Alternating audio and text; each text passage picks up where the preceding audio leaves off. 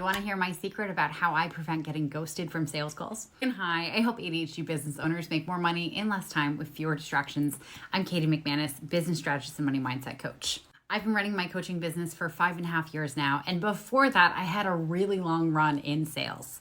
And honestly, most people in sales don't even know this trick, so they can't even share it with you. If you're not sure what ghosting is, basically it's when you have a really great sales call with someone and they say that they need to think about it, and then you never hear from them again. And you follow up, you send them text messages, you email them, and it's all like, hey, just touching base. Are you still thinking about this? And it's super awkward and so defeating when you're first starting your business. And honestly, the worst part about it is that this potential client who ghosted you knows that they ghosted you. So they feel like the a-hole right now. And because they feel like an a-hole and they feel like an a-hole in relation to you, you're probably never going to hear from them again.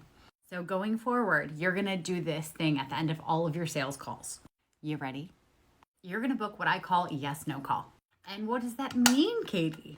Well, I'll tell you. And it's honestly just like it sounds. Instead of leaving the call ambiguous about who's going to be following up with who, with what answer, you are going to schedule a time for you both to hop back on the phone where this potential client is either going to tell you, yes, they want to work with you, or no, not this time.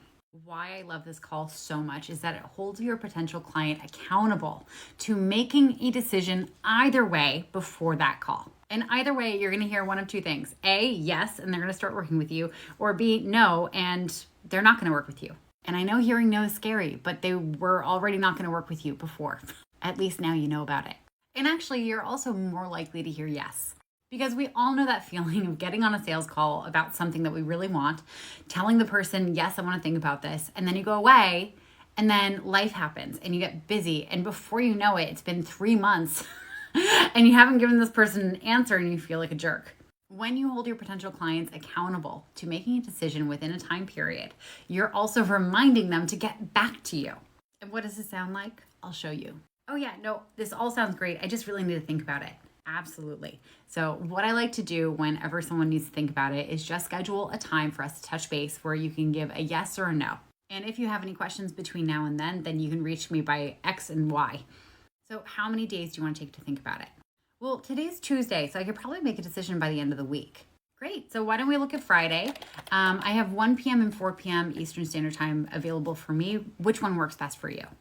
Oh, awesome. Yeah, 1 p.m. works great for me. And that's that. You send them an email invite for a 10-minute call where they're going to give you yes or a no, and you no longer need to call Ghostbusters.